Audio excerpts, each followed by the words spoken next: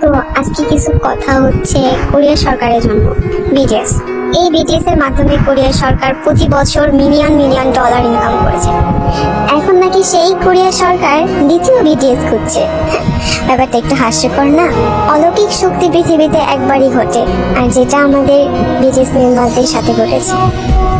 আমাদের BTS member সোগা একবার বলেছিল যে ক্যাপপ ব্যান্ড আবারও তৈরি হবে, কিন্তু বিটিএস কখনোই তৈরি হবে না।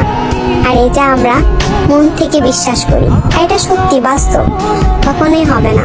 ক্যাপপ গ্রুপ তো অনেকগুলোই আছে, কিন্তু বিটিএস গ্রুপের মতো কয়টা আছে? না কখনো ছিল আর না কখনো হবে, কারণ পৃথিবীতে অলৌকিক শক্তি একবারই ঘটে। বিটিএস কোনো ক্যাপপ ব্যান্ড না, এটা একটা ফ্যামিলি যা কোটি কোটি আর্মি নিয়ে গঠিত।